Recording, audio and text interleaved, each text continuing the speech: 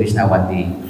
Maka saya berterima kasih dulu kepada yang beliau ini sudah saya anggap seperti gimana ya Pak ya, seperti macam dah bapak sendiri lah.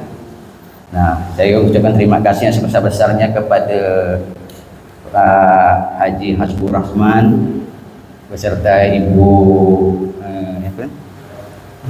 Ibu Hajatul Masita yang telah mengundang kami dan tim untuk dapat silaturahmi di sini.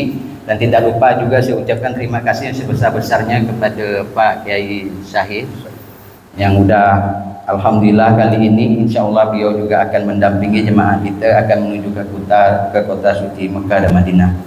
Oke Ibu, untuk membersihkan waktu kan udah hampir mau tidak lama lagi juhur lagi. Oh duhur jam setengah 12 sampai setengah 10 tuh Aisyah. Oh, berarti boleh nih, enggak dikasih kultum nih Pak Kiai. Berarti lebih boleh nih.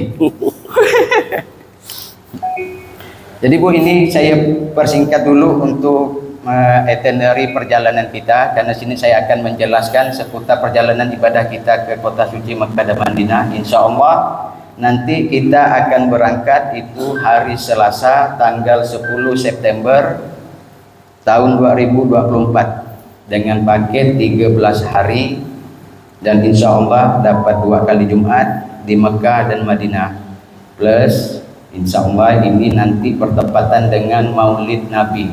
Jadi ini saya kasih nama di program ini Umroh Spesial Maulid Nabi, karena nanti insya Allah jatuh Maulid di tanggal 15, jamaah akan berada di kota Madinah. Boleh sambil dibuka Ibu.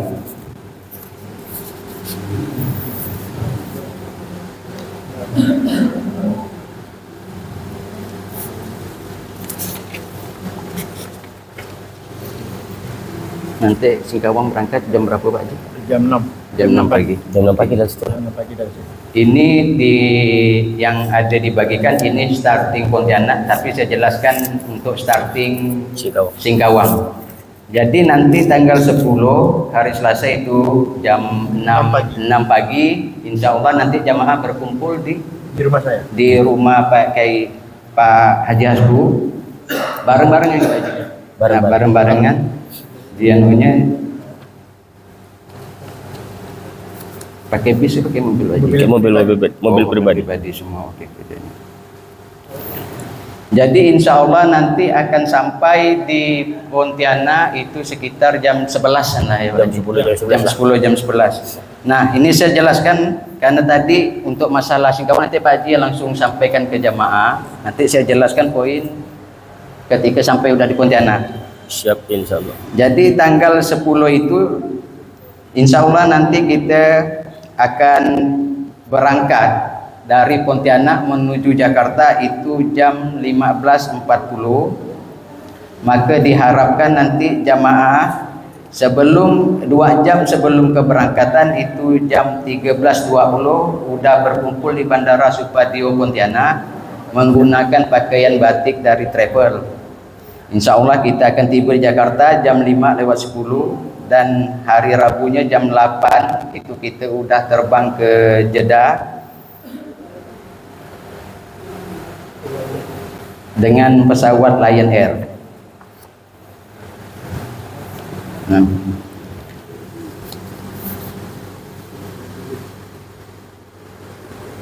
mana tadi Dino ini?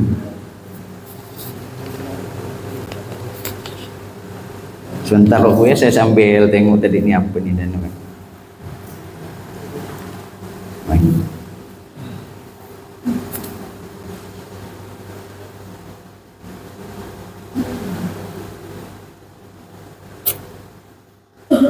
tadi itu kan ini.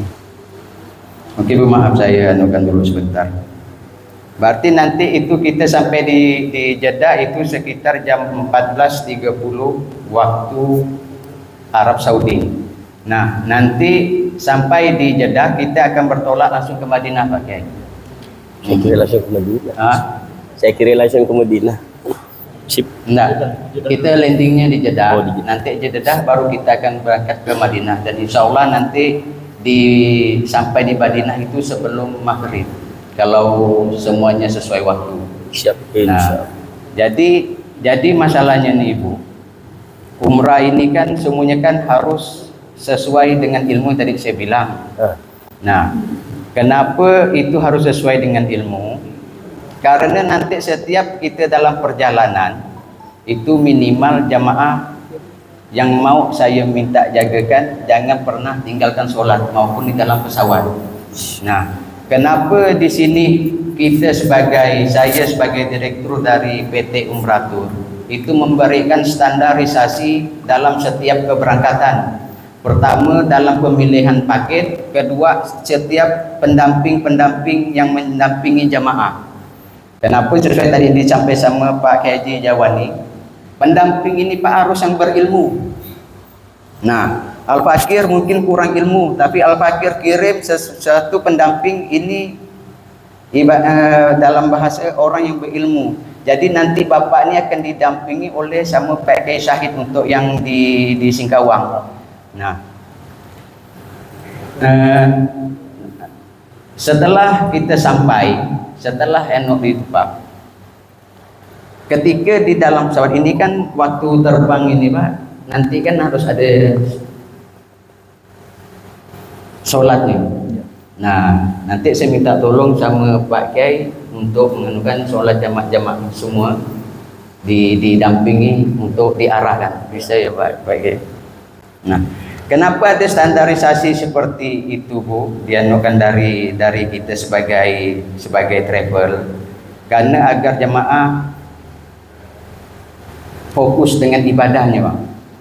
Nah, fokus dengan ibadahnya dan segala sesuatu bisa ditanyakan kepada pendamping-pendampingnya. Dan alhamdulillah ini sekarang nanti kita akan berangkat dengan jumlah jamaah 15 orang dari Singkawang. Semua totalnya ada 63, sisanya semua dari Pontianak. Nah, dan kabar baiknya dari 63 jamaah tersebut nanti akan didampingi oleh 3 ustadz termasuk Pak Kiai dan 2 pendamping termasuk Pak Kiai Hasbu.